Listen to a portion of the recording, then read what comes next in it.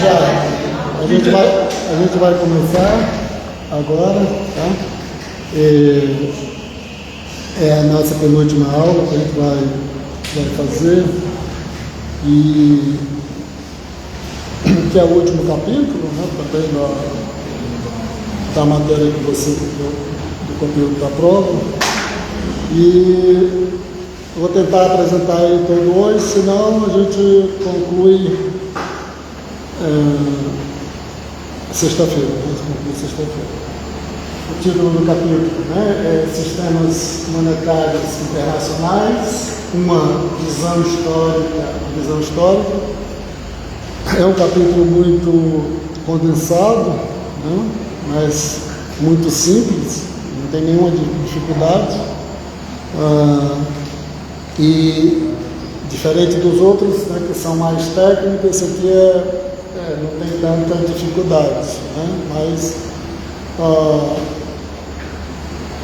talvez, né, como ele é um conteúdo muito amplo, só num capítulo, né, às vezes precisa um certo grau de atenção devido a isso, tá? Então vou tentar fazer essa apresentação. É um capítulo que mescla, que combina, né, um pouco de descrição, né, com uma parte, de certa forma, dando teórica, fica subjacente uma parte teórica. Tá? Por isso que ele aparentemente é fácil, né, de fazer a leitura, mas está dando, por outro lado, ele faz essa combinação por ter uma ligação desde o início, né, esse aqui, até o final do capítulo, ele tem um fio da meada que uma coisa está ligando a outra, tá? Ele não está apartado, nada apartado. Tá?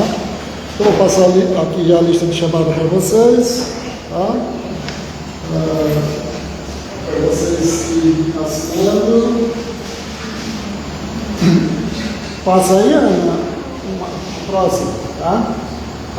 Como é um capítulo, né, da área no final, né, da disciplina de Economia Internacional, e por incrível que pareça, a gente tinha visto aquele documento lá da Fundação Heritage, né, e agora o Brasil também entrou na mira, né, lá do governo dos Estados Unidos, com essa possibilidade, né, de ajustar internamente para ele poder, se precisar, ele pode invadir na hora que quiser. Como é uma questão, como eu disse, né, como eu já falei,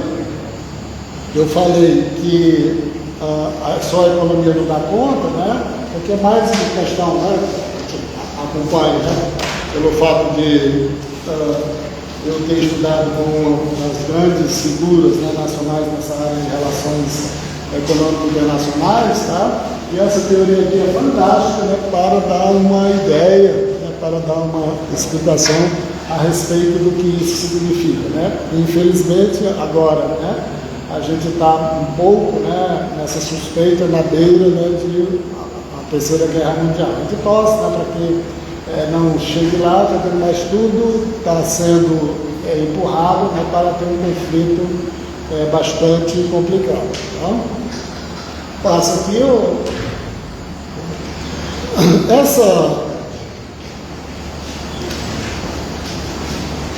pessoal que tem muita falta, pelo menos para pegar a presença, né?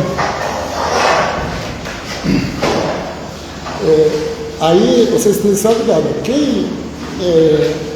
Como é um capítulo um pouco complicado para a apresentação, tá? Quem ouvir a voz de cada um, tá vendo? Eu vou abrir aqui a porta, e quem não leu em casa e está lendo agora no computador, também vou pedir para sair, tá bom?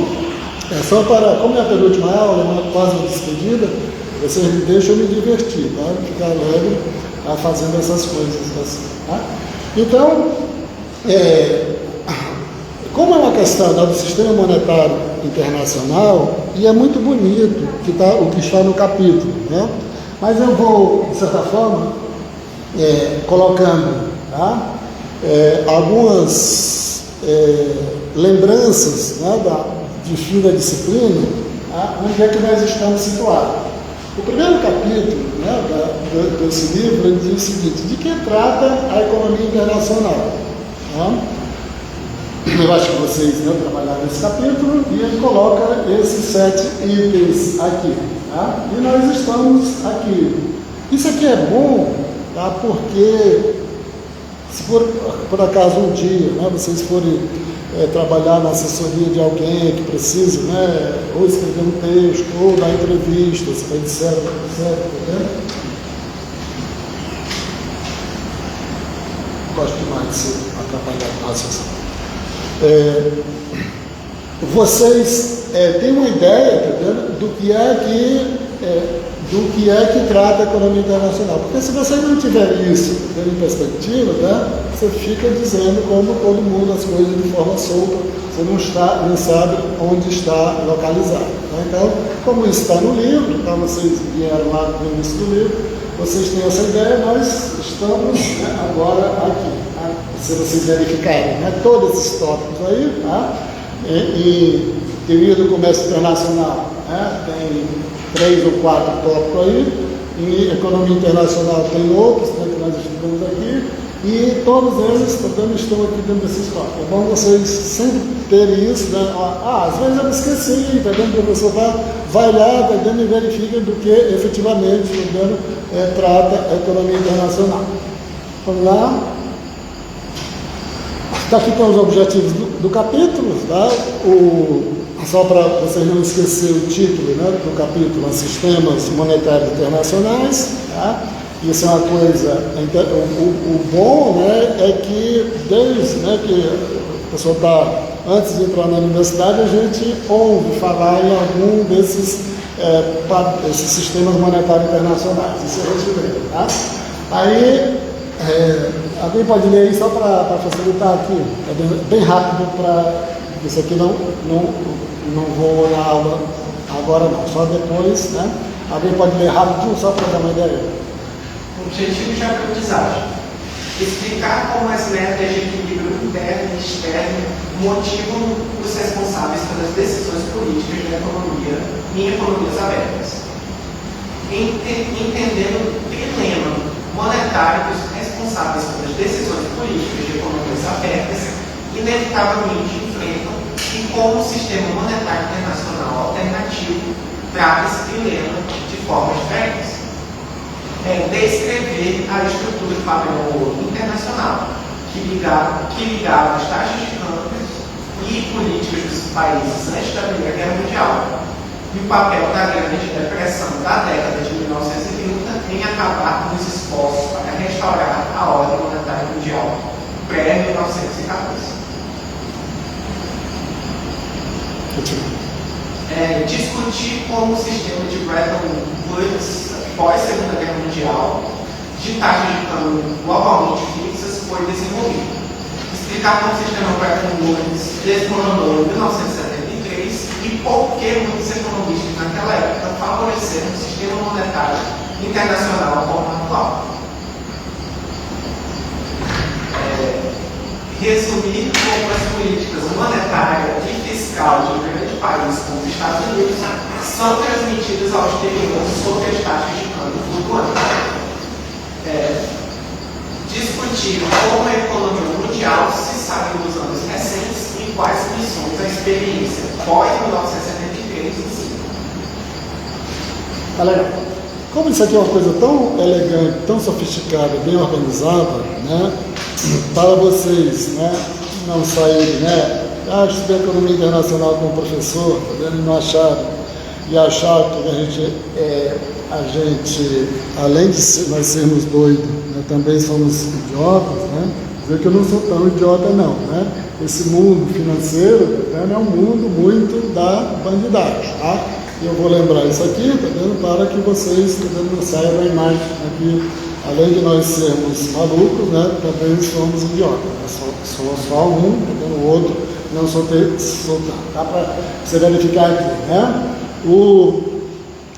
Como base disso, né? Você tem o sigilo, né, bancário suíço, né, que é uma coisa, né, que você manda o dinheiro para lá e jamais alguém vai saber o que acontece, sigilo absoluto. Tá?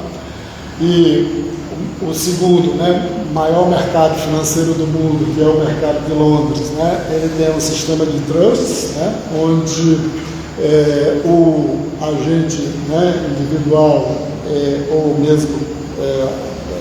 mesmo né, da pessoa jurídica transfere o recurso, né, para um trust, tá vendo? E ele vai, tá vendo? Esse trust vai administrar o dinheiro e a pessoa não vai pagar, fica livre completamente, tá vendo? De questão fiscal, etc, etc, e ninguém vai saber, tá vendo? Isso é basicamente ligado, né, essas ilhas, né, de paraísos fiscais britânicos, mas também lá dentro da City de Londres, né? Esse sistema de trust, tá vendo? Vamos dizer assim, o lugar por excelência, tá vendo, da bandidagem, né? Que você pode fazer o que quiser, ninguém sabe o que acontece com seus dinheiros, né? Então, Suíça, né, os paraísos fiscais, né, londrinos. Aqui nós temos, né, aqui o tanto, né, das... Meu Deus do céu. Esqueci. O caso, né, da exploração sexual, né, do caso da Epstein, entendeu? Onde, entendeu? Todos, né, os poderes do mundo, né, estão envolvidos. Era o Trump, era gente da Inglaterra, né, foi até demitido um ministro, né, do Stanley, né, do primeiro-ministro Stanley, e várias outras grandes figuras, também tudo envolvido na boa putaria, né? Aí pelo mundo. Aqui, não dizendo que isso acontece lá, tá vendo? Vocês, né, aqui, esse escândalo que teve aqui no Acre, né? Acho que vocês tinham aí em torno de 8, 9, 10 anos ali, em 2010, 2011, né? Quando as figuras mais ilustres aí, de exploração sexual, né, de menores e tudo, foram presos, né? Se tiver algum parente de vocês, tá vendo? Não tem problema não, porque isso acontece nas melhores famílias que são ricas, tá vendo? Então, tá vendo? Você vê aqui, né? Olha o nome da operação, né? Que a operação delivery, né? Entregar onde os... Olha, quem tiver com o computador e o telefone, eu vou estar para esse negócio aí que eu pedi para ler, tá vendo? Se quem tiver a questão, vem aqui, mas não para talvez ficar assistindo o vídeo, alguma coisa no computador. Se não ler em casa, como é que vai conversar? Sem palavra, né? Então, essa daqui, né, que vocês, né, se não tem parentes, tem conhecido, né, que foram presos, né, nessa operação. E quem quer, né, orientar o filho, né, para ser um grande executivo do mercado financeiro, né, convide toda a família para entrar e assistir o Lobo de Wall Street, tá vendo? Que isso aqui, tá vendo, tá vendo, a amostra, né, por excelência, né, desse mundo financeiro. Estou dizendo isso, né, coloquei isso aqui para você.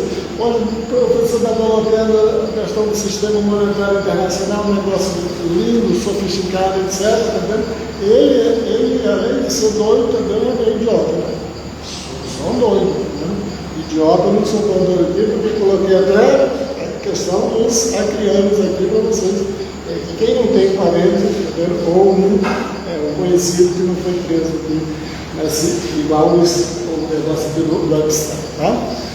Feito isso, esse disclaimer reverso, né, meio confuso, tá vendo, para que vocês não saiam com a imagem também, que a gente não sabe o que é a realidade, né, do mundo no qual nós estamos vivendo. Vamos lá? Dito isso, tá vendo, vamos para a primeira sessão do capítulo, que chama Sistemas Monetários Internacionais. Tá? Sistemas Monetários Internacionais. Só para fazer, tá vendo? Para fazer uma grande antecipação, nós temos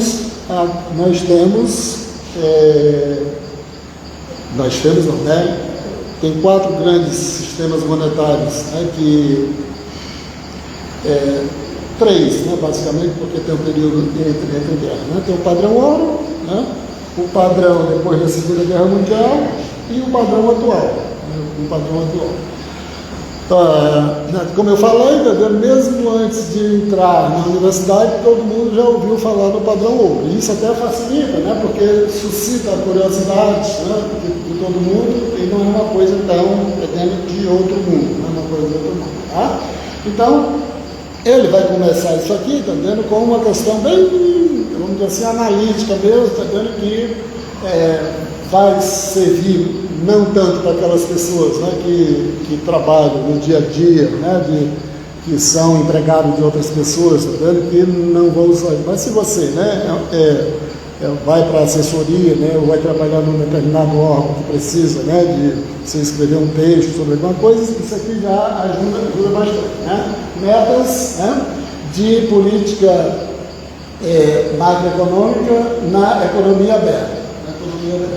E aí eu vou dizer, né, os dois pontos, ele vai dizer assim, todos os governos, ele está falando de economia aberta, não está falando de quando o mundo era mais, né, essencialmente fechado, a questão do protecionismo, etc, etc.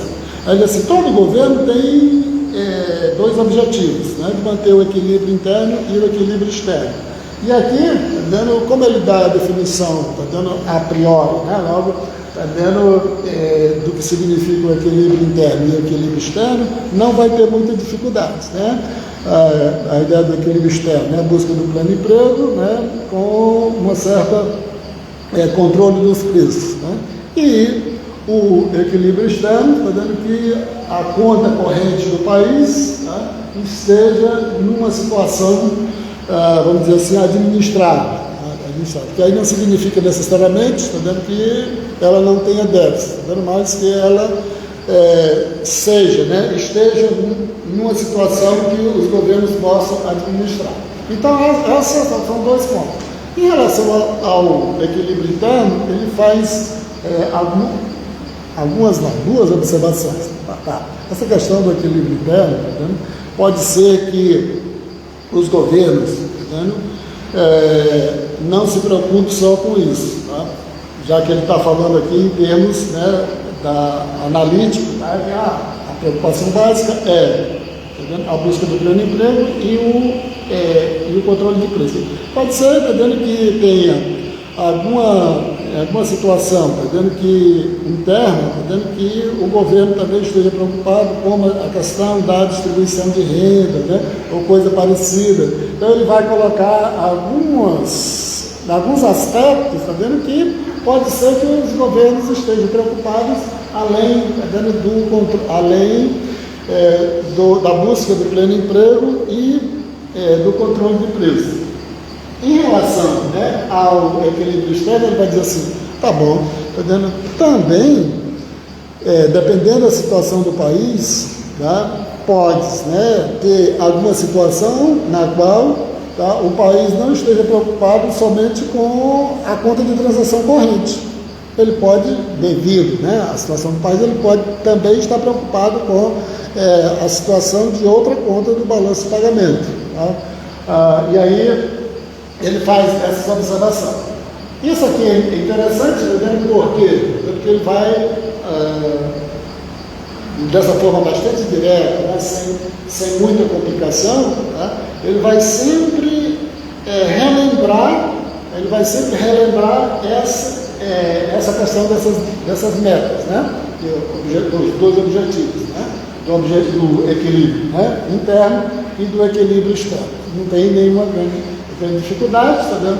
Até as observações que ele faz no livro, tá? Até ajuda a entender mais as definições, umas definições são bastante telegráficas, tá? Sem muito problema aí. Tá? Pode passar.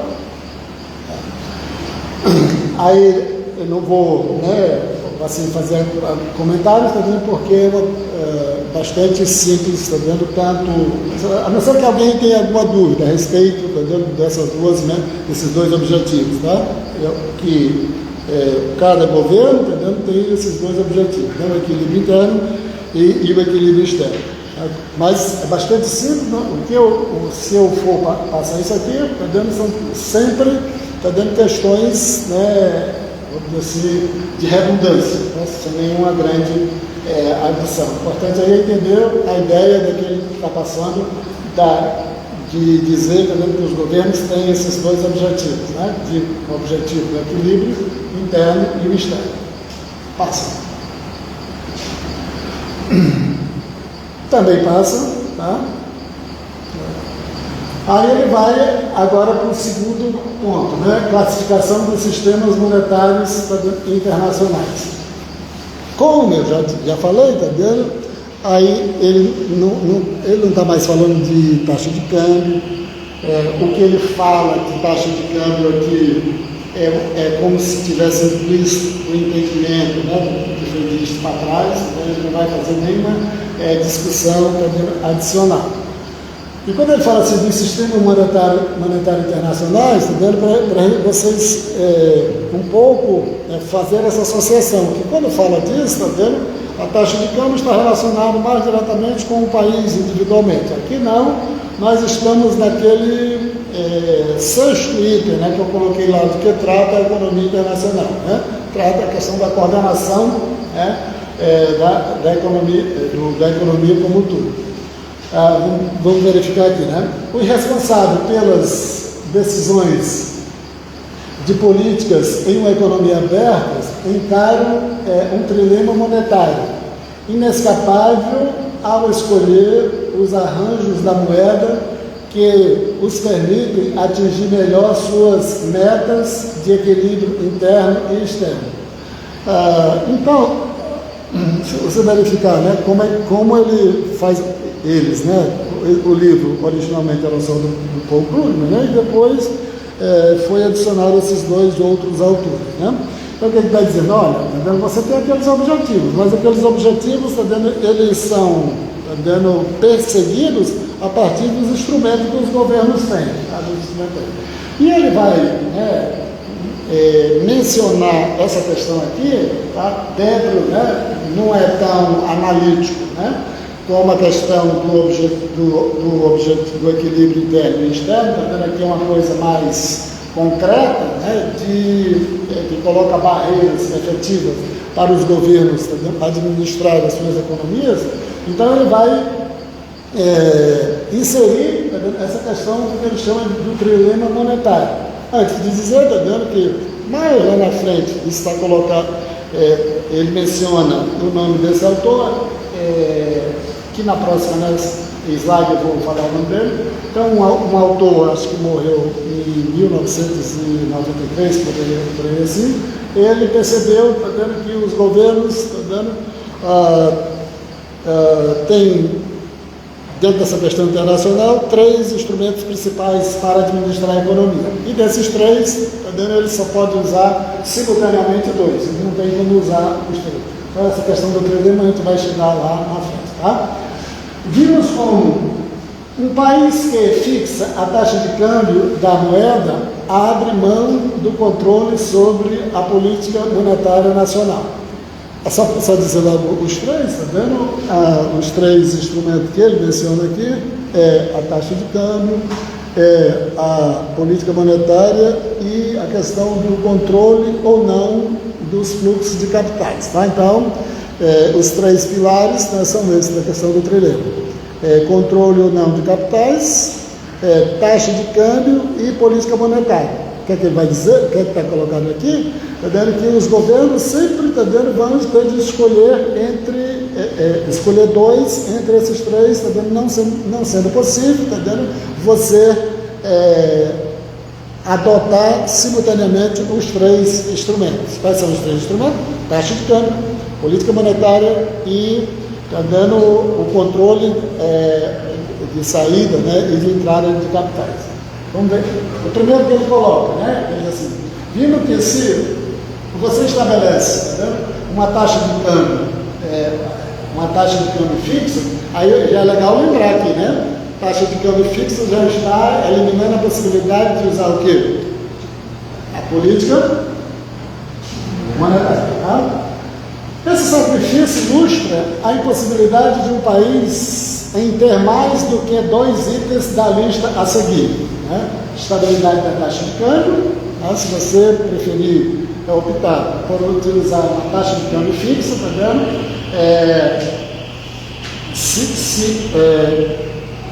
Você vai ter que escolher mais um desses dois, né? Estabilidade da taxa de câmbio, política monetária, né? Se você desejar utilizar a política monetária, né, você tem que combinar com a abertura aqui da conta de capital, ou mesmo controle de capital, coisa parecida. Só não pode, né, usar, se preocupar com uma taxa de câmbio fixa.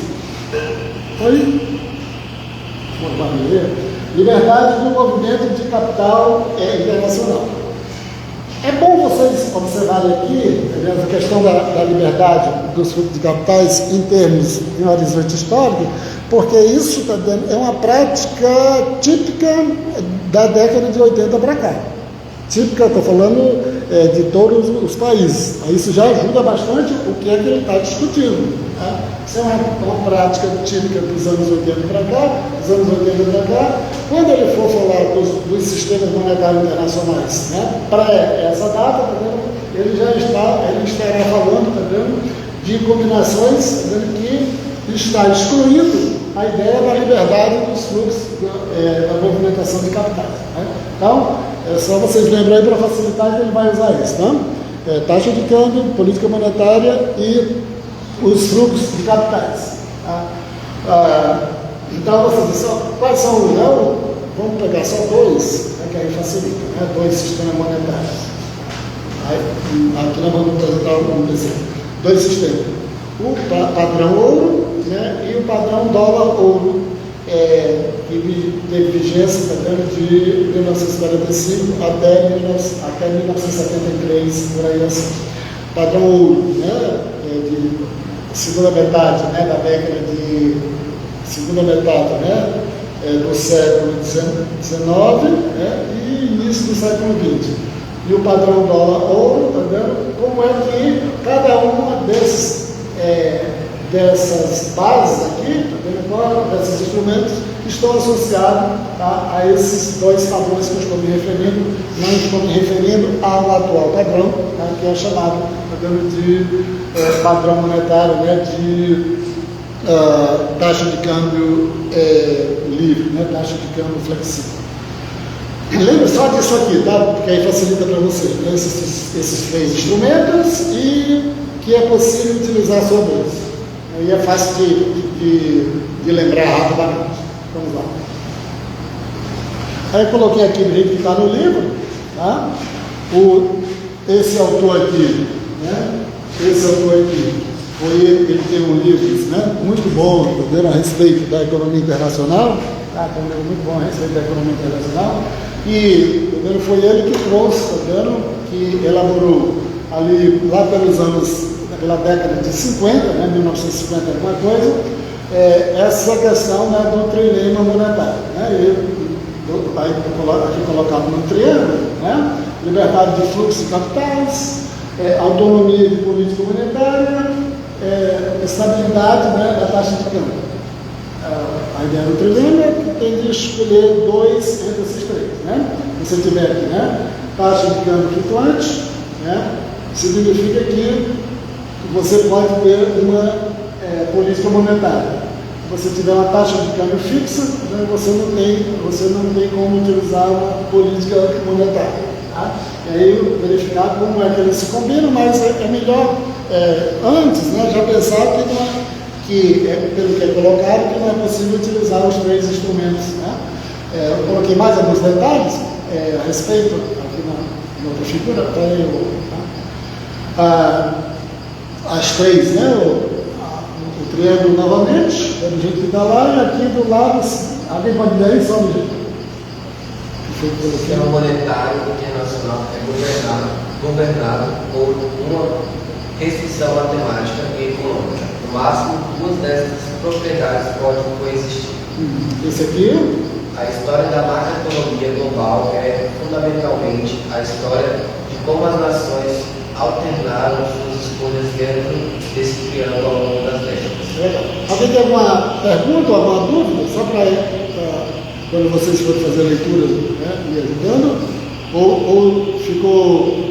porque em tese, está vendo, isso aqui é bastante simples, está vendo a lógica. Talvez, né, o que dê trabalho é porque ele vai, a cada passo que ele dá, tá, progressivamente, ele vai juntando, tá, dando uma informação em cima da outra. Tá? Vamos passar agora aqui. Políticas macroeconômicas internacionais sobre o padrão ouro. Então, aí vamos só ajustar agora para vocês. Eu coloquei aqui tudo no sentido de vocês lembrarem, que não tem como esquecer. Tá? Primeiro eu falei, né, em relação às metas. Os governos, cada governo tem dois objetivos, né, do equilíbrio interno e equilíbrio externo. Em relação aqui das classificação, né, das políticas para atingir esses objetivos, né? O Robert Triffin, né, trouxe essa problemática do trilema monetário, né, a respeito de que dos três instrumentos, né, que interessam aqui, que são, né, a política monetária, taxa de câmbio e dos fluxos de capitais. É claro, por que são esses que interessam? Tá, porque são esses que têm uma ligação direta. Tá, isso não significa que a política fiscal, tá, não seja um instrumento, não significa que a taxa de juros não seja um instrumento. Tudo. Esses três, né, que são colocados aqui é porque eles estão, tá, diretamente associados, tá, à questão externa, diretamente associados. As outras estão associadas, tá, de forma, de maneira indireta. Né? E aqui, vamos agora lembrar quais são, né, os três sistemas monetários, tá vendo, que eu já falei anteriormente, tá vendo? E aí, tá vendo, para lembrar, né, quando estiver falando, tá vendo, agora tem mais uns dois, né? Quais são os três, né, clássicos sistemas monetários internacionais? O padrão ouro, o padrão dólar ouro e o atual, que é o de taxa de câmbios flexíveis. Então, padrão ouro, padrão dólar ouro e de taxa de câmbio flexível. Isso aí é bom porque você vai estruturando, né, mentalmente também para fazer as devidas, também, ligações, as devidas, né, associações a respeito do que está falando sobre cada um. Tá?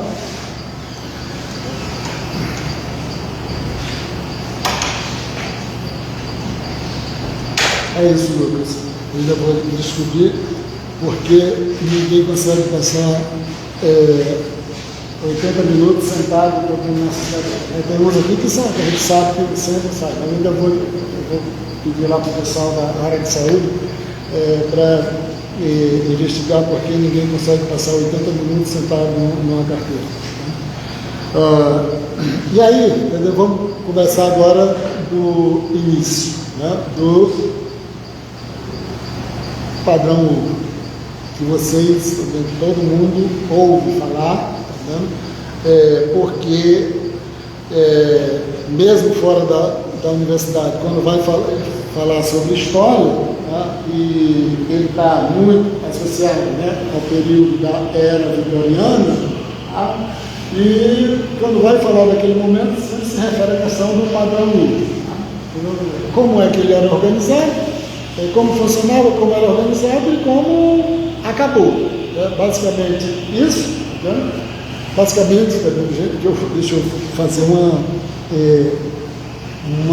parênteses aí. Tá? Basicamente, da forma que está colocado aqui, porque esse é um tema muito amplo e com muitas controvérsias. Tá? Aí eu estou seguindo aqui, lá na frente eu vou até mencionar um livro, né, que trata isso aí. Acho que é um dos melhores livros que tem, só para vocês, né, terem ciência disso, tá vendo? E como ele é disponível, né, em PDF, aí, tá vendo? Você não eu usava bastante, né, na disciplina, tá vendo? Mas eu avaliei, né, com vocês, tá vendo, que não dava para usar, tá vendo, aqui com vocês, tá? Mas eu vou colocar a capa dele aqui, tá vendo, para vocês, tá vendo, ver, como está disponível em PDF, tá vendo? eu não vi esse livro, tá vendo? Mas tá vendo? Eu me interessei. É trabalhosa a leitura. Né? Imagine a leitura de manual, né? É fácil, mas uma leitura de você não tem muita coragem, né, de fazer a leitura. Então vamos para o padrão ouro, tá? Principalmente em relação a qual era o objetivo, tá? O objetivo do padrão ouro e como era que ele funcionava. Alguém pode ler a primeira coisa? Né? O padrão ouro teve sua origem na utilização de moedas de ouro como meio de troca de unidade contábil e da economia. Tá bom, isso aqui continua. O padrão ouro como uma instituição legal data de 1819, quando o parlamento britânico anulou as restrições do ouro prazo na exportação de moedas e barras de ouro da Grã-Bretanha. Tá. Então, só como por que está a referência, né, da Grã-Bretanha, né, mas principalmente a Inglaterra? Porque era a economia mais importante do mundo. Quando ela deixou de ser, o padrão monetário se deslocou para outra economia. E aí, o padrão ouro, de uma forma direta, aquela ideia, né? Você tem uma quantidade de ouro, só pode circular na economia uma quantidade de moeda correspondente àquela quantidade de ouro que está nos cofres, né, dos bancos centrais. Essa, está dando, de uma forma bastante direta, né, a ideia básica, né, a ideia de definição, né, o que é o padrão ouro, né, e só pode circular na economia a quantidade de moeda que corresponde à quantidade de ouro. E começou na Inglaterra, e depois, no final do século XIX, aqui menciona, né, algo bastante embrionário, mas ele vai ter uma vigência mesmo mais dura ali a partir de 1870 em diante, e outros países importantes, né, só foram adotar já no final mesmo do século XIX, né, no final do século XIX. E é interessante, né, só para fazer uma observação aqui, que na questão dos bancos centrais, que a Grã-Bretanha também é pioneira na criação de banco central, né? O Brasil, o Banco Central do Brasil foi criado aí de forma bastante recente, né? Não está com 70 anos, né, que foi criado, mas tem uma peculiaridade aqui, que quem era que administrava e que exercia a função do Banco Central lá na Grã-Bretanha eram os bancos privados. E hoje, se alguém falar isso, né, atualmente, né, nossa, os próprios bancos privados, etc. Só em 1874, por aí assim, é que foi transferido para o poder público, né, a gestão monetária da Grã-Bretanha. Antes eram os próprios bancos privados, né, que isso é interessante, né, porque tem algumas correntes, né, econômica não, né, mas tem alguns movimentos políticos, né, de libertarianismo e tudo, né, que são contra o Banco Central, etc, e um pouco remonta esse momento aí, de que o próprio Banco Central era exercido, esse papel era exercido pelos bancos privados. Mais tarde, no século XX, os Estados Unidos, né, a Alemanha, o Japão e outros países também, né, adotaram o padrão ouro. Né? Os Estados Unidos, bem no final do século XIX, e alguns desses países aqui, prestem atenção, que eles vinham fazendo negociação, né? Porque no século XX, né, a vigência é bem curta, no século XX. Tá? A gente não pensava que tem um desdobramento muito elástico aqui no século XX. Londres, né, tornou-se naturalmente o centro do sistema monetário internacional, constituído sobre o padrão ouro. E aqui, né, ainda é o principal centro, né, monetário internacional, não em termos de poder, porque o poder é Nova York, né, mas em termos de volume, também é Londres. Mas principalmente, né, devido à questão dessa possibilidade, né, de você se livrar das questões de crime, né, porque na Suíça todo mundo já sabe a lógica, né, mas lá se você vai para os bancos, né, de Londres, e principalmente aqueles que têm agências nos paraísos fiscais, né, você em proteção, você é 7, 8, que tem uma ligação desses paraísos fiscais dessas ilhas, né, que tem ligação com Londres, aí o sistema que eu mencionei no início, né, o sistema de trustes, né, que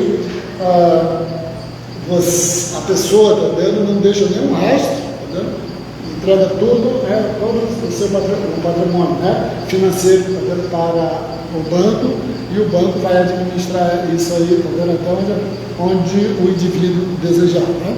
E por isso que eu falei, né, está descrevendo uma coisa aqui bonita, organizada e tudo, mas por dentro vamos dizer assim, um funcionamento muito promíscuo, né, já que muito, né, está em regras que existem, não alcançam, boa parte, né, dos recursos, né, que são movimentados dentro do sistema bancário. Legal, vamos lá? Como as reservas internacionais tomaram a forma de ouro, né, durante esse período, o superávit ou o déficit na balança de pagamentos tinha de ser financiados por envios de ouros entre os bancos centrais. Tá? E aqui tem, só para fazer não está aqui dentro, ele nem trata disso, né? Porque aí tem a questão do ouro como mercadoria, né? E o ouro, né, como moeda. Né? Ele pode ser utilizado de forma intercambiável, o ouro como mercadoria, quando ele é comercializado, etc., ele como moeda, quando ele pode ser usado para salvar ou para pagar alguma operação financeira. Né? Aqui, basicamente, está se referindo à questão do ouro como uma mercadoria que está lá dentro dos cofres, né, do Banco Central. Né? Para evitar grandes movimentações de ouro, os bancos centrais adotaram políticas que impulsionavam a balança de pagamentos para zero. Isso aqui é interessante que, onde é que ele trata isso? No capítulo anterior, que a gente viu, ele vai dizer o seguinte, né? Se você tem qualquer país que faz uma política externa, aquele resultado da sua política externa, ele impõe um efeito contrário no outro país. Então, se um país busca, né? Se um país busca superávit, significa que você está impondo uma situação de déficit, se o país é muito grande, uma situação de déficit para os outros países. E aí ele coloca aqui, né, um dos objetivos, né, do padrão ouro é que todos os países buscassem a questão um balanço de pagamentos equilibrado, próximo de zero. Como as economias eram muito diferentes, começando pela Grã-Bretanha em relação aos outros países, isso é quase uma situação impossível, né? Porque a situação da Grã-Bretanha está sempre favorável, devido ao poderio dela. E os outros países que são mais frágeis dificilmente teriam condições de atingir essa situação de um balanço de pagamentos atendendo a zero. O padrão ouro contém alguns mecanismos automáticos poderosos que contribuem para o alcance simultâneo do equilíbrio da balança de pagamentos por todos os países. Esse mecanismo automático talvez seja, né, uma das coisas interessantes para vocês observarem na leitura. Legal, o padrão ouro é isso, mas o que traz por trás? Como teoria, é dizer que ele funciona. Né? E essa ideia, né? O mecanismo automático, está vendo aqui? O mais importante é o mecanismo de preço, espécie e fluxo. Né? E aqui tem uma coisa interessante, está vendo? De que esse mecanismo foi criado pelo filósofo, o David Hume, né? E isso vai se transformar, está vendo, no cânone, né, da teoria econômica. Né? Mais lá na frente, com essa ideia, está vendo, de que a inflação é causada, né, pela questão monetária, etc, etc. Tá? Então, aqui, tá vendo, isso não é levado para os manuais de introdução à economia, tá vendo, mas aqui ele serve para entender como é que funciona esse mecanismo, né, de preço, espécie e fluxo, para entender como é que isso dá sustentação à defesa da ideia do padrão ouro, né? De você, só fazer circular na economia uma quantidade de moeda correspondente à quantidade de ouro disponível no Banco Central. Aí como é que ele muda aqui? Como é que ele lê aí a lógica aqui, tá? Déficit na balança comercial, saída de ouro para o exterior, em seguida, redução da oferta de moeda nacional, queda dos recursos domésticos, deflação, exportações ficam mais baratas, importações mais caras, restauração do equilíbrio, em seguida, déficit na balança comercial. Vamos ver se a gente consegue verbalizar essa lógica. Aqui está colocado, né, num fluxo, está vendo que sem nenhuma maldade, né, está desenhado, tá? Mas mesmo estando desenhado, alguém tem alguma pergunta para eu poder, né, dizer, tentar verbalizar, tá? Se é necessário tentar verbalizar como é que isso funciona, ou como está desenhado, não tem muito o que falar. Alguém tem alguma pergunta aí? Mais dúvida do mercado 5 para 6. A questão da restauração do equilíbrio.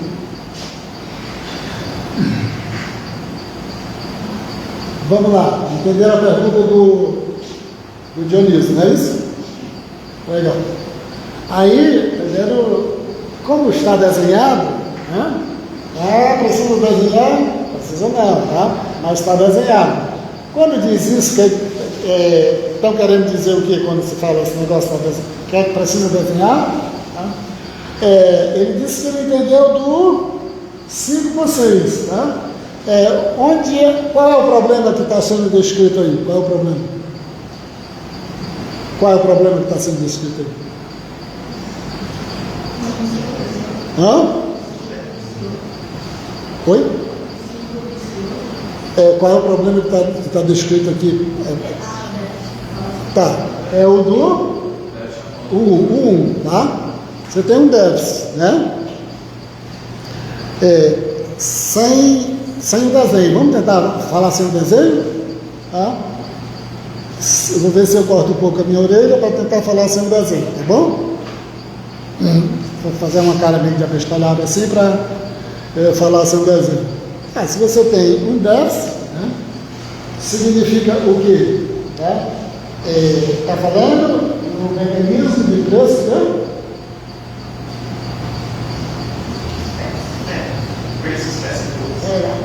Ele está dizendo que os reajustes são automáticos, né? Você tem um déficit. Se você tem um déficit significa que você está com muito ouro ou com pouco ouro? Pouco ouro, né? É ouro, não é ovo não, né? Pouco ouro, né? Se está com pouco ouro, significa que vai ter de circular uma quantidade reduzida de moeda. Se vai ter de circular uma quantidade reduzida de moeda, considerando a coisa mais genial do mundo, né? baixa quantidade de moeda, os preços estão altos ou estão baixos? Estão baixos. Os preços estão baixos, você tem um déficit, tá vendo? As suas mercadorias, tá vendo? Vão ficar baratas, tá vendo? Vai facilitar você exportar, não é isso? Nossa, tá vendo? Uma coisa tudo automático. Você vai considerar, se você vai exportar, né? Significa que você vai resolver esse déficit, né? Você vai trazer de volta o quê? O ouro, né?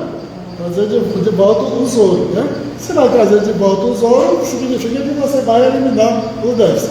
Eu disse aqui sem o desenho, tá, o Dionísio? Tá? Mas vamos aqui, né? Dizer com o desenho. Precisa desenhar? Precisa não, né? Mas vamos com o desenho. Você tem um problema, tá? Esse problema lá do déficit faz o quê? Saída de ouro para o exterior. Saída de ouro para o exterior. Significa que você vai ter uma quantidade baixa de moeda, né? Tá legal. Você tem uma redução, né, da oferta de moeda, tá, reduziu a quantidade de moeda, vai acontecer o que com os preços?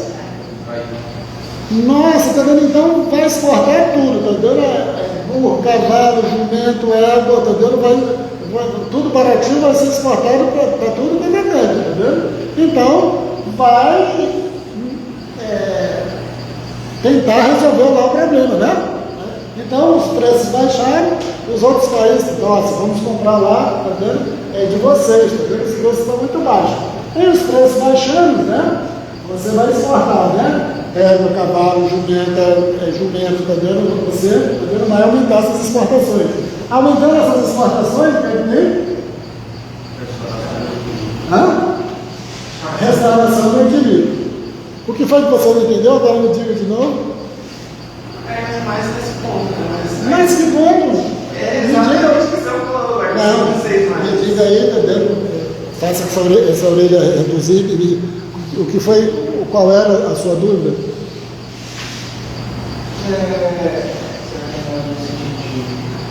As exportações vão ficar mais baratas, as importações vão ficar mais caras. Aí, a partir desse momento, vai gerar esse equilíbrio para começar tudo de novo.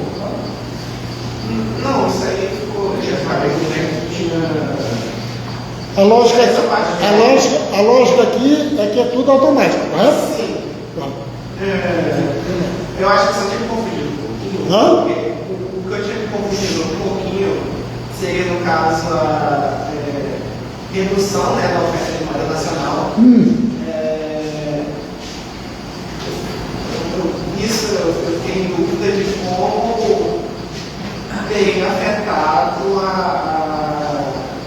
a taxa de câmbio, né? Ele está falando que os produtos estão mais baratos internamente. Sim. Ele não está mexendo em taxa de câmbio. Se os produtos estão mais baratos, consequentemente, também você tem a possibilidade de vender ou sem falar em taxa de câmbio, ou internamente ou externamente, com mais facilidade. Agora, se você quer colocar um complicador da área, a pessoa está vendo, ele colocou aqui, né, que teve a queda dos preços, está vendo? Mas teve uma apreciação cambial imensa, está vendo? Aí muda a situação. Ele não está falando disso, ele está falando só que ele desenhou, né? Desenhou aqui. Agora tem que raciocinar ao contrário, né? Se tem o superávit, está vendo? Você vai, se tem o superávit, vai acontecer isso, vai acontecer aquilo. Tá ok? Ou não?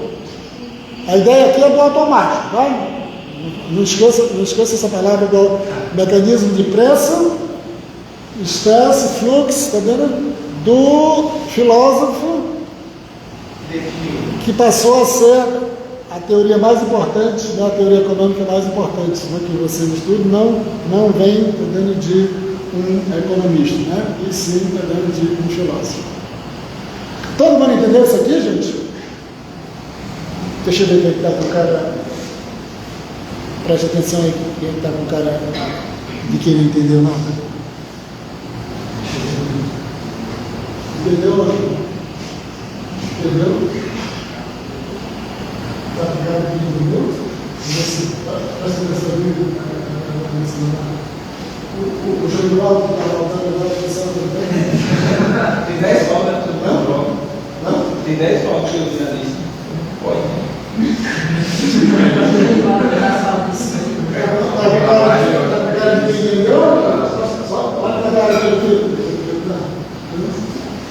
Isso é cara de quem vendeu ou não? Não, você não é esse vendedor, entendeu? Eu peguei para ficar não, só não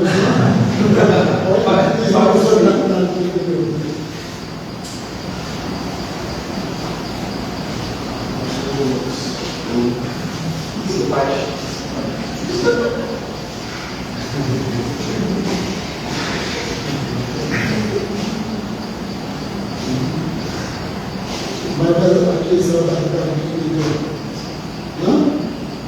Sim. Não? Se você vai cuidar de quem entendeu, quem está cuidando de quem se entendeu vai entender. Não? Não, você não pode ser. Não, pode ter de tudo, ela é super inteligente, é verdade. Mas não é assim, entendeu? Gente, alguém quer alguma resposta? Alguma pergunta aqui? Hã? Tá bom.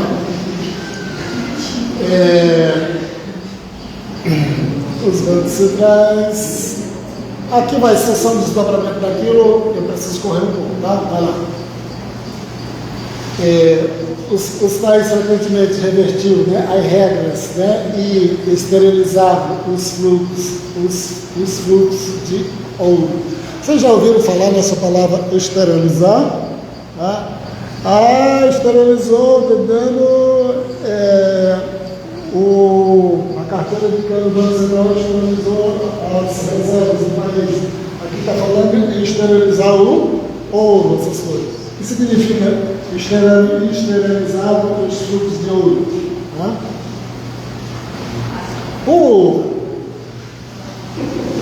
A lógica está dizendo, né? A lógica está dizendo que se você vai tendo um superávit, vai aumentando a quantidade de ouro, significa que você iria aumentando a quantidade de moeda e isso aí teria um impacto nos preços, correto? Quando fala na questão de esterilizar, está dizendo assim, pegava esse ouro, está vendo? E não colocava como base para o aumento da oferta de moeda, para não implicar, está vendo, no aumento de preço. Esterilizar está mais ou menos assim, né? A mesma coisa se você pegar dessa questão do governo, né? O governo vai esterilizar, está dando a quantidade, né, de reservas, tá vendo? Em vez, tá vendo, dele pegar essas reservas, tá vendo, e colocar no mercado, tá vendo, bancário tudo, ele mantém elas lá, para não influenciar, tá vendo, os indicadores econômicos, né? Então, esterilizar significa isso. A interferência do governo em exportações privadas de ouro também enfraqueceram, tá vendo, o sistema. Uma causa fundamental da instabilidade interna de curto prazo sobre o padrão ouro antes de 1914 era a subordinação da política econômica a objetivos externos, tá? Porque, né, naquela época ali, tá vendo, século XIX, início do século XX, os países, tá vendo, como agora, gostavam muito de fazer guerra. Como agora, gostavam muito de fazer guerra. E para fazer guerra, tá, é muito difícil o país, tá vendo, obedecer às regras, tá vendo, do sistema monetário, etc., porque você precisa produzir armas, né? Você precisa produzir alimentação, etc., tá vendo, para mandar, tá vendo, um monte de gente, né, ser morta ou matar, né, nesse sentido. Então, essa questão, tá, dos objetivos externos, tá vendo, tanto no sentido de guerra, tá vendo, como no sentido, tá vendo, de você não estar muito, tá vendo, logicamente preocupado com a questão da sua conta de transação correta.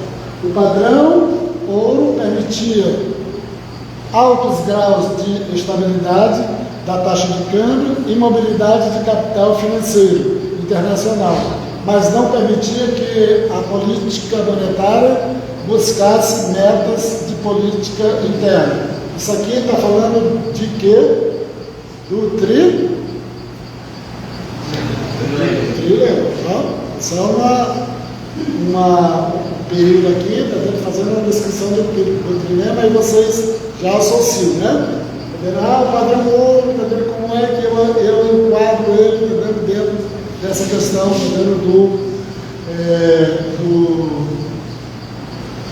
da ideia do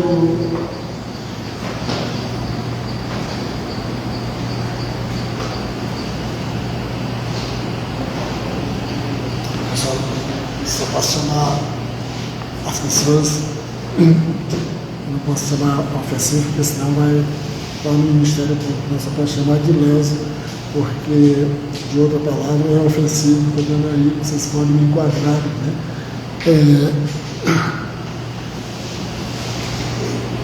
Essa característica aqui, né, do sistema, né, ela tem essa peculiaridade de vocês olharem a perspectiva, né, para a economia britânica, basicamente, como principal país. Por quê?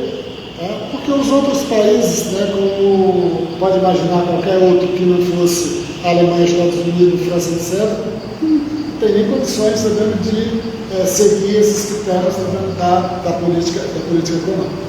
Mas aqui está relacionado com o trilema, passa aí.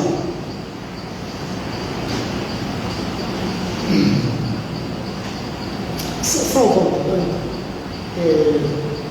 Aqui ele está mais ou menos falando que também no final do auge do padrão ouro, que foi até a Primeira Guerra Mundial. E durante uma guerra não é possível adotar um instrumento desse tão rígido. Não é possível, né? Então, preste atenção aí nessa questão, tá? Você foi adotado o padrão ouro e ele chegou, né? Ele sobreviveu até a Primeira Guerra Mundial. Por motivo óbvios, como eu já tinha comentado, dá para entender por que durante a guerra não dá para levar em consideração, porque o governo precisa gastar, para e fazer face, né, para ir lutar contra os outros países. Vai aqui, tá vendo? Tu tinha passado 2 vezes? Ou? Hã? Bom. Tá bom. Eu estava pensando que podia voltar para cá. Agora vai para cá. Não, aqui não. Esse livro aqui foi o que eu falei, tá? Esse livro eu pensei, tá vendo? E não passei nada para vocês, tá vendo? Porque eu achei que não seria muito produtivo, né? Mas ele tem disponível PDF, tudo, tá vendo? Quem sabe, em algum momento, né, da vida de vocês terão a oportunidade, né, de trabalhar, né, de fazer a leitura, para ter um entendimento detalhado e aprofundado, né, dos sistemas monetários internacionais. Nós estamos tratando aqui só isso dentro de um capítulo. Gostaria que vocês tivessem consciência de que é uma forma muito limitada, né? Mas veja também o que eu estou dizendo. Olha, tem um livro bastante completo, tá? Que eu posso também ter uma explicação bastante abrangente e aprofundada sobre os padrões monetários internacionais. Padrão ouro, padrão dólar ouro e o atual sistema, né, de taxas de câmbio flexíveis. Então, estou colocando aqui, né, para que vocês tenham conhecimento e não sei se vão ter essa oportunidade na vida ou se vão ficar limitados, né, à leitura aqui do capítulo, que não é tão ruim não, né? Mas não é completo. Né? O capítulo para tratar de todos os sistemas monetários não dá conta mesmo. Muda aqui.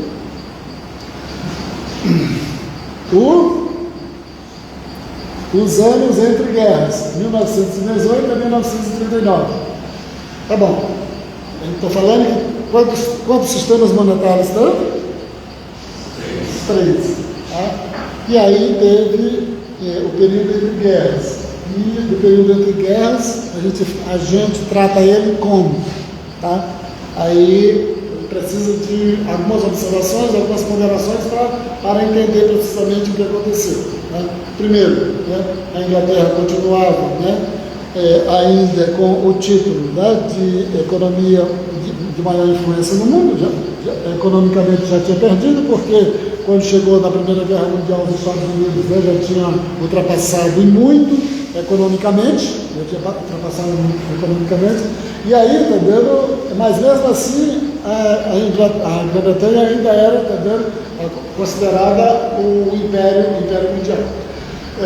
Quando veio a guerra, né, e nesse período aí, você tem um vácuo, tá vendo, de os Estados Unidos ter passado para a principal economia do mundo, mas não tinha, tá vendo, demandado, né, agora quem manda sou eu, né, você tem esse período de vácuo, tá, que ele é bastante rico, né, do que aconteceu.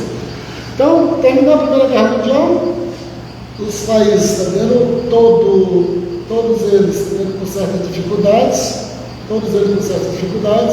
mas a gente retoma ou não retoma o padrão ouro? Retoma ou não retoma o padrão ouro? Passou alguns anos, não é só para ilustrar falando aqui, passou alguns anos, lá em 1925, mas acho que foi isso, 1925, a Inglaterra disse, pelo o ministro do Tesouro, né, Winston Churchill, né, disse, agora nós vamos, né, restabelecer o padrão ouro. E restabelecer o padrão ouro, né, com base no nível de preços antes da guerra. E essa medida, né, desse presidente lá do Tesouro, né, da Inglaterra, ele impôs também uma recessão brutal à Inglaterra, também ela não conseguiu, né, restabelecer, né, o nível de preço antes da guerra, também mais essa medida, né, de tentar institucionalizar o padrão ouro com essa perspectiva, tá vendo, teve como consequência, tá, essa perversidade, tá vendo, de uma recessão muito grande. Os Estados Unidos adotaram, né, parece que em 1932 e abandonaram em 1934, 2 anos apenas, né? A França não lembra, tá vendo? Se eu coloquei aqui, tá vendo? O início da aí, tá. Então eu estou só colocando que você passou um período muito grande, tá vendo? E ninguém tentou voltar rapidamente depois da guerra, né? A própria Inglaterra voltou lá em 1925, né? Quase 7 anos depois. E aí, entendeu? Essa desorganização, essa situação onde você não tinha mais o padrão ouro, entendeu? De certa forma, vai explicando os acontecimentos. Primeiro, entendeu? Um crescimento econômico muito baixo, e segundo, que naquele momento você tinha, tá dando um predomínio, né, de uma liberdade econômica quase total, de fluxo, né, não estou falando fluxo de capitais, não, né, de fluxo de mercadorias, tá vendo? Internamente os países eram muito liberais, etc. E isso, de certa forma, também foi criando as condições, né, para o problema de 1929 e a grande, né, depressão dos anos 30. Né? E como as tentativas, né, de restabelecer um padrão monetário internacional no período entre guerras não deu certo, né? E sim, a economia entrou, foi numa crise, né, bastante complicada. Aí, é claro que logo depois, né, em 1939, veio a guerra, né? Mas o interessante aqui é dizer assim, você não teve mais o padrão ouro como você teve num período muito positivo da economia nas 2 últimas décadas do século XIX e a primeira década do século XX, né? A economia com índices bastante positivos, baseado no padrão ouro. No período entre guerras, você não teve a possibilidade de implementar e adotar um sistema monetário internacional que todos os países pudessem utilizar. devido às dificuldades econômicas, né, que caracterizavam aquele período. Então, você tem muitas dificuldades. Além disso, não estou dizendo com isso, né, que os problemas que aconteceram ali foi em decorrência da ausência de um padrão de um sistema monetário internacional. As tentativas, né, de restabelecer um padrão ouro não deram certo. Né? O que a Inglaterra tentou fazer em 1925, né, trouxe foi bastante uma depressão muito grande, uma recessão, né, e depressão para a economia, e logo lá em 1931 ou 32 ela teve de abandonar. Os Estados Unidos adotou em 1932 e logo em seguida abandonou, e aí ele coloca, né, essas características aqui que são do conhecimento, né, da maioria, que não vai ter muita dificuldade. Pode passar? Pode passar? Legal.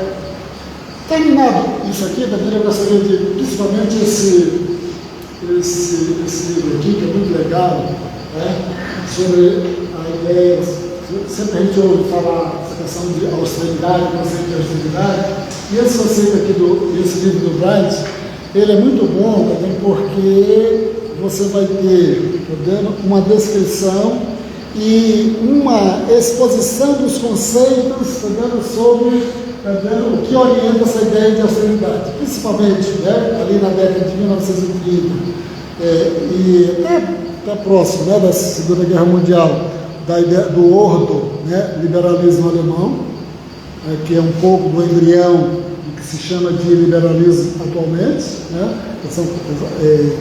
a estrutura teórica é diferente, mas é muito legal a pessoa ter a possibilidade, né, de ter acesso a isso. Eu quero falar sobre essa questão de austeridade, de neoliberalismo, etc. Esse livro aqui é muito preciso, né, para a pessoa saber o que está falando. Não a ideia de saber, né, mas também faz economia, né, para que tenha uma segurança a respeito de algumas questões críticas, né, que a gente sempre está discutindo, sempre está debatendo. Tá? O livro é basicamente sobre essa questão da austeridade. Esse aqui eu não vou mencionar, não, tá vendo? Ele tem outra perspectiva, mas ele discute também muito bem essa questão da austeridade. Mas esse aqui é muito melhor, tá vendo? Porque você tem uma trajetória, né, mais ampla para entender o que significa hoje, né, o conceito de austeridade dentro dessas palavras liberalismo, neoliberalismo, ordoliberalismo, tudo, tá vendo que talvez, né, vocês nunca tenham ouvido falar, né, nessas questões. Né? Pode passar? Aqui tem algum material, tudo, mas vamos passando aqui. Tá? Pode passar. Aqui é o sistema de Bratúrides. Tá? Que horas são? Só para eu ver como eu me organizo aqui. Está lá, tem 30 minutos. Esse aqui, tá vendo, é o mais central, porque é nesse período que a economia que nós conhecemos, a economia moderna que nós conhecemos, é o maior período de positividade, de bom desempenho contínuo, né, que essa economia moderna, tá vendo, que a gente ouve falar, ela passou, né? Pós Segunda Guerra Mundial até a década de 70. Isso é central porque a maioria dos bons, né, economistas, quando vão falar como é que funciona a economia hoje, quais as características, dá um passo atrás para se referir a esse período. Tá? E como eu falei, nós estamos no manual, um capítulo muito pequeno, tratando de forma bastante telegráfica, ver se vocês encontram alguma coisa mais, né, extensiva aqui a respeito disso, mas vamos tentar dar conta disso aqui. Então, o sistema de Bratúrides, foi institucionalizado o segundo sistema monetário, chamado de dólar ouro. foi institucionalizado, segundo o padrão monetário, o sistema dólar-ouro.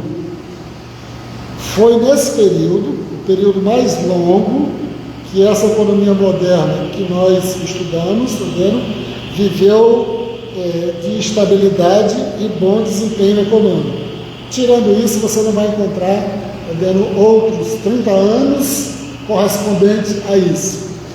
Aí tem umas contradições, eu ia chamar a palavra paradoxo, mas não é paradoxo, tem algumas contradições. Por quê? Isso não quer dizer que não teve guerra, que não mataram muita gente, que não teve genocídio, que não teve muitos conflitos. Não estou me referindo a isso porque alguns dias, né? Professor, eu quero trabalhar lá, eu quero ser diplomata e tudo, quando for estudar lá no Instituto Rio Branco ou fazer relações econômicas internacionais, vocês vão verificar que guerra é da natureza, do sistema que nós estamos, jamais vocês vão ver, algum momento, que alguém não está procurando realizar uma guerra. O que eu estou falando aqui, é que mesmo que tenha acontecido guerras nesse período, é nesse período aqui que você vai dizer, esse é o período que eu gostaria, que ele fosse repetido, que eu pudesse vivenciar, um outro período desse, de tanta estabilidade e de tanto bom desempenho da economia. Dito isso, vocês não nasceram num período desse. Até o Brasil, que nesse período aí, crescia, a taxas de 9%, 8%, 10% da sua economia. Então, todo mundo era feliz, no sentido econômico aí, porque geralmente as pessoas dizem, será que seria possível, repetir da perspectiva econômica, com outro período desse, do sistema de Bretton Woods? Essa é só uma pergunta que pode ser feita, mas ninguém é muito difícil de responder. Então vamos ver o que significa isso, sem colocar os detalhes, Bretton Woods é uma região, lá nos Estados Unidos, eu não sei onde é que fica, e que quando já estava sendo vislumbrada a possibilidade de ser concluída a Segunda Guerra Mundial, marcaram uma reunião lá com vários representantes de vários países, inclusive representantes daqui do Brasil, que foram para lá, e para criar a institucionalidade, de como iriam administrar, essa economia internacional quando a guerra acabasse. Se tinha um padrão ouro que administrou a economia, em boa parte do século XIX e início, do século XX, agora, então vamos criar a institucionalidade, agora, para administrar essa economia internacional quando a guerra acabar. E fizeram isso. A primeira característica é que, para fazer isso, veio já a grande mudança que os Estados Unidos aí já reivindicou. Olha, a Inglaterra, a Grã-Bretanha aí, eu fico no lugar, que agora quem vai ocupar esse espaço, de economia mais importante do mundo, agora será lá os Estados Unidos. Então ele passou a ocupar efetivamente a partir daí. Nessa reunião foi criado o FMI, o Banco Mundial, e na questão da criação do FMI já foi a definição do padrão dólar-ouro. Aqui ele não trata de nada do Banco Mundial, mas quando eu utilizava outros livros, aí eu gostava por demais de fazer essa apresentação sobre a questão do Banco Mundial, que ela é muito boa porque ao longo dessa operação de décadas vai ter aportes teóricos, diferente de como era com o Banco Mundial, achava que os países poderiam se desenvolver. Aqui ele fala só do FMI. E o que foi feito nesse sistema de Bretton Woods, foi criado o FMI e a taxa de câmbio, o padrão monetário, dólar-ouro. O que é que tem aí? Primeiro, que ele não trata também no capítulo. Você tem, que é bastante interessante, a batalha, né, que teve na reunião. O Keynes tinha a proposta dele e o representante dos Estados Unidos tinha a sua proposta, né? É o Dex White. O Keynes tinha a proposta, né, de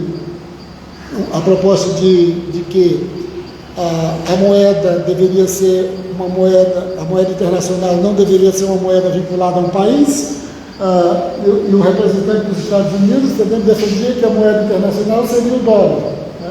O Keynes defendia, né, que seria uma moeda, né, ele deu até o nome, né, de banco, né, que seria a moeda que todos os países deveriam fazer as operações econômicas. O Keynes, perdeu. Por quê? É porque os Estados Unidos já era, a economia mais importante do mundo. Veio a outra questão, né, ele perdeu aí. Na criação do FMI, o Keynes também tinha uma proposta diferente, né? Qual era a proposta do Keynes? De que esse fundo, você sabe o que é fundo? Todo mundo sabe o que é fundo, né? Ou não? Bora ver quem é que não sabe o que é fundo aqui.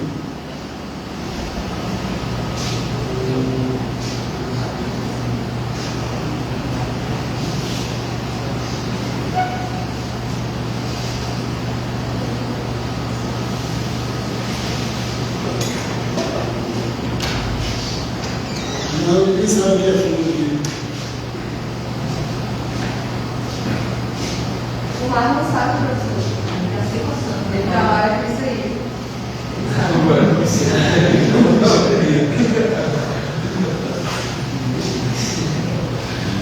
Você foi vingança. Você sabe que você não era muito vingativo, né? Você aprendeu desde quando? Aprendeu desde quando? Não tem tanto resultado nessa hora. Então, a proposta do Keynes é que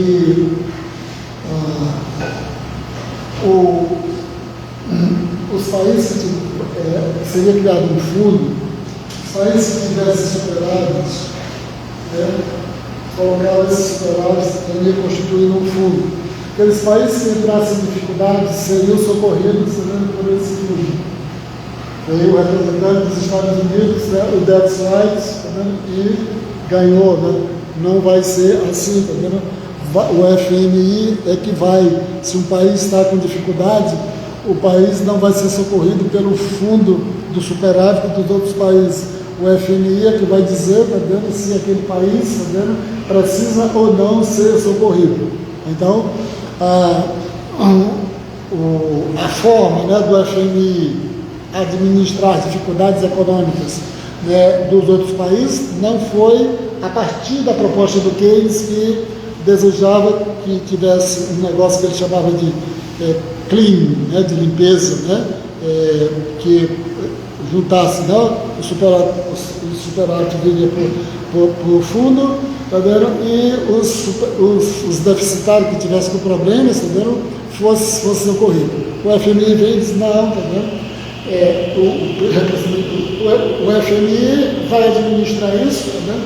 E o país, tá vendo, vai ter de recorrer ao FMI, e o FMI vai dizer, tá vendo, se o país precisa ser socorrido ou não. Outra questão, tá vendo, da proposta aí,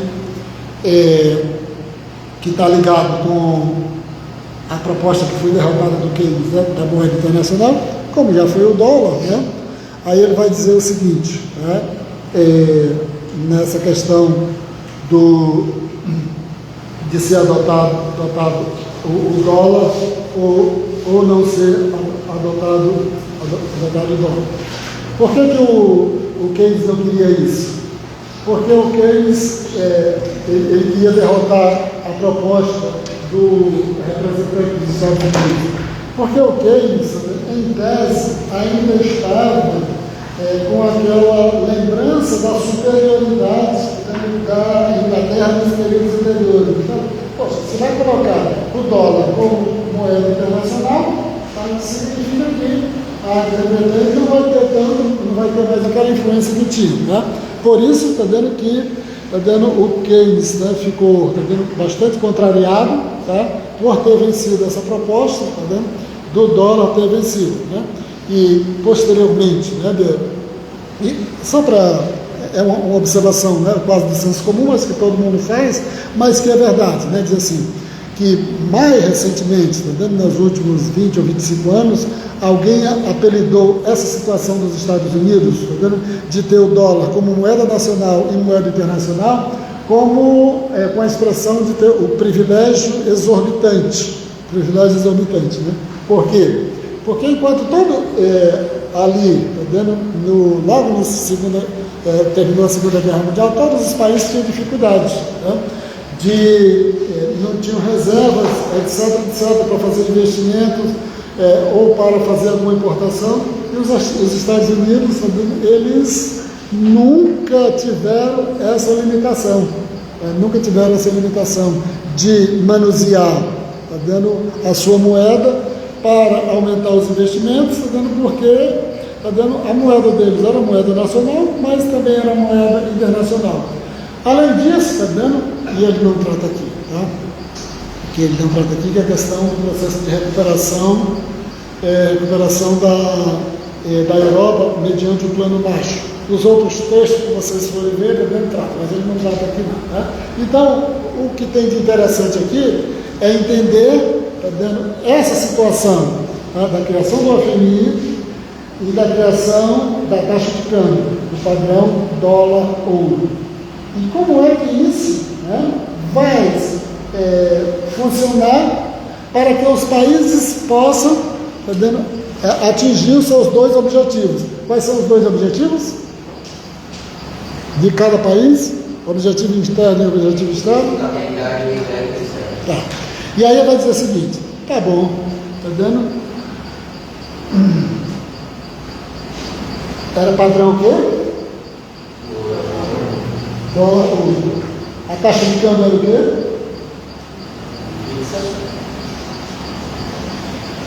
Presta atenção no que o Marlon está falando aqui. Taxa de câmbio, aí coloca vírgula, tá?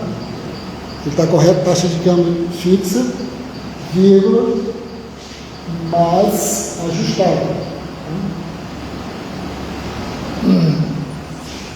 Não soa tão fácil, tá? Não vamos dizer besteira a respeito disso, tá? Porque a taxa de câmbio é fixa, okay? Vírgula mais ajustada. Como eu disse anteriormente, tá? Significa que, tá vendo, você não está mais pensando ali no mecanismo preço, espécie, fluxo, saldo, padrão, ouro.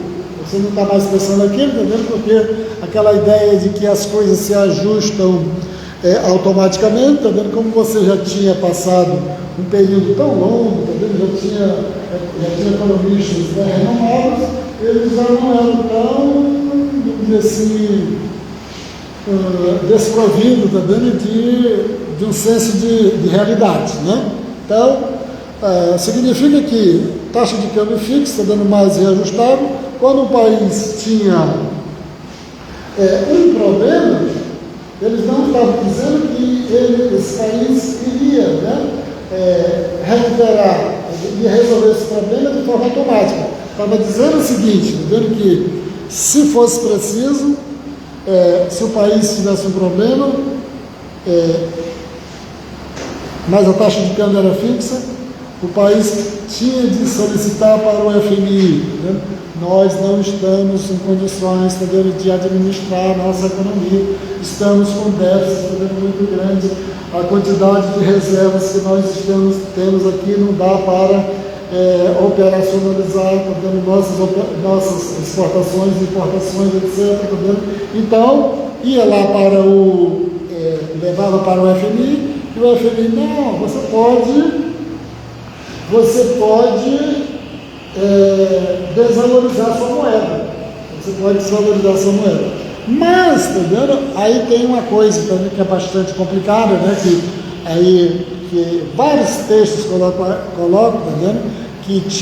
tem um artigo, né, o FMI, né, no Estatuto do FMI, que dizia o seguinte: para o país fazer isso, tá vendo? O país tem que estar num desequilíbrio estrutural. E esse desequilíbrio estrutural ele não é definido. Tá? Então, é uma coisa meio subjetiva, tá vendo? Mas de certa forma, tá vendo? Esse taxa fixa, vírgula, mais ajustável, tá vendo? Dependia exclusivamente da aquiescência ou não do FMI, do país poder modificar a sua taxa de câmbio. Ele tinha de estabelecer, né? Você tinha lá, né, que a taxa de câmbio era 35 acho que era 35 dólares por onça de ouro. Eu não sei o que significa onça, mas é uma medida, né? Vocês sabem o que é onça, né? Mas medida eu não sei quanto equivale, tá vendo, em peso ou em gramas, quanto equivale não. Então 35 dólares equivaleria a uma onça de ouro. E, tá vendo, os países, tá vendo, você podia ter, tá vendo, a quantidade de dólares que cada país deveria ter, seria correspondente a uma determinada quantidade de ouro que tivesse, tá vendo, para poder, tá vendo, possuir essa quantidade de uma correspondente quantidade de ouro. Feito isso, tá vendo? Essa institucionalidade, né, do sistema de Bretton Woods, né, ele começou a funcionar, e eu já falei que foi um período, tá vendo, extraordinário da economia. Só que você tinha um problema, tá? É que, quando saiu da guerra, os países estavam todos quebrados. Então, a maioria dos países não podia, tá vendo, importar porque não tinha reservas, tá vendo? Não tinha, estava quebrado. E nessa situação, tá? Precisavam, tá, de uma certa flexibilidade, tá, do sistema, né, que foi criado, tá? E aí, tá vendo, você tem, tá vendo, estamos falando aqui da taxa de câmbio, significa que a política monetária era pouco utilizada, correto? Tá vendo? Utilizando a taxa de câmbio fixa, elimina, tá vendo? Qual era o outro instrumento? Fluxo de capital. Aí, tá vendo, que tinha uma certa válvula de escape, tá vendo, na flexibilidade, tá vendo, nos fluxos de capitais. De quê? Tá vendo? Como, né, em tese, você tinha um certo fluxo de capitais, mas os países, tá vendo, adotavam uma certa restrição, tá vendo, de entrada e de saída para compensar as dificuldades que eles tinham, tá vendo, nas suas contas correntes, né? Já que, tá vendo, a economia estava fraca depois da guerra, tá vendo, tinha déficits grandes, tá vendo, não tinha reservas, e aí aquelas que iriam entrando, eles implementavam alguma medida de controle de capital para poder amenizar as dificuldades, tá vendo, que eles tinham de importar algumas coisas que eles precisavam ali de imediato, tá? Então, taxa de câmbio fixa, tá vendo? Elimina a política monetária e boa parte, né, do que ajudou a administrar, do que ajudou a maioria dos países, tá vendo, foi manusear, tá vendo, com controle, liberalização, tá vendo, dos fluxos de capitais. Vai lá.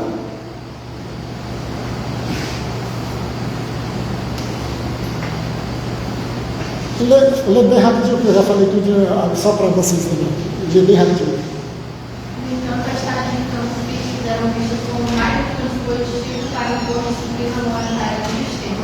Duas características principais do FMI ajudaram a promover essa flexibilidade no ajuste externo. Os membros do FMI contribuíram com suas moedas de ouro para dar forma a um grupo de recursos financeiros que o FMI poderia emprestar aos países de necessidade. Embora as taxas de câmbio quando o dólar fossem fixas, essas paridades poderiam ser administradas com uma autorização do FMI. Já falei quase tudo aqui, só tem uma coisa que precisa fazer uma observação. Essa pergunta, essa observação, é que eu já falei aqui no outras aulas, está vendo que lá quando eu estava falando do balanço de pagamentos, é que geralmente em termos de reservas, né, os países têm o ouro, né, tem a moeda internacional e também tem a moeda do FMI. Então, vocês estão lembrados qual é a moeda do FMI que eu falei aqui? Não? Então, é o DAS, mas acho que o DAS, né, Direitos Especiais de Sexo. Direitos Especiais de Sexo. Como é que é constituído, tá vendo, essa moeda do FMI? Né, pelo uma cesta de moedas, as moedas mais importantes, tá vendo? Aí ela tem tirado uma média, ali, uma média ponderada, ela tem um determinado valor, e quando o país, tá vendo, ele recorre ao FMI, o FMI, tá vendo, socorre com a moeda dele, tá, que são os direitos especiais de sexo. A última vez, né, que o Brasil recorreu numa situação muito penosa, muito precária, né, foi ali, tá vendo, a última grande crise, né, bastante grave que nós tivemos em 1998, né, quando, tá vendo, precisou aumentar a taxa de juros, né, levar a taxa de juros para 42%, tá? E naquele momento recorremos ao FMI, tá? E o FMI socorreu, né, o Brasil, e quando ele socorre, ele vem com essa moeda, não está dizendo aqui moeda do FMI? Com suas moedas, né, em ouros, e a moeda do FMI, ela é dando uma média ponderada de uma cesta de moedas. Né? Não sei se são 5 ou 6 ou se são 4, mas é uma média ponderada das principais moedas. Vamos lá? Para promover o comércio multilateral eficaz, os estatutos do FMI instam os membros a tornarem suas moedas nacionais conversíveis logo que possível. A ideia do conversível aqui, gente, é ter a possibilidade de você pagar, né, o dólar, né, você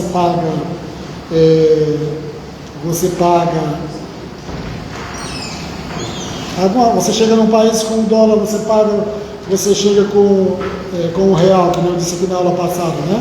Você chega num país aí de fora, compra alguma coisa, apresenta o real, e você corre o risco de ir preso, né? Então significa que o real não é conversível, né?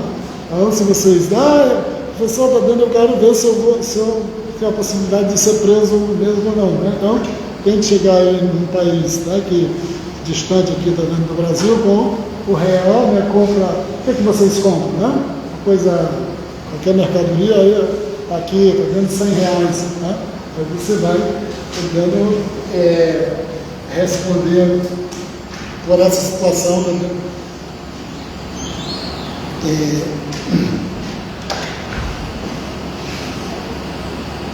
Tá, moeda conversível eu já falei, tá vendo? A conversibilidade inicial, um dos grandes problemas era essa conversibilidade, porque os países tinham dificuldade do déficit, né? Com efeito, o dólar tornou-se uma moeda internacional.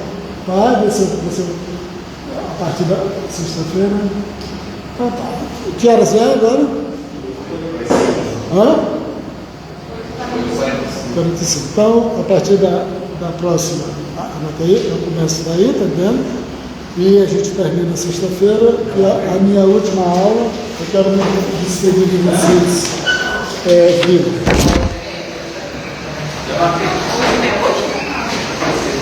Tchau, professor. É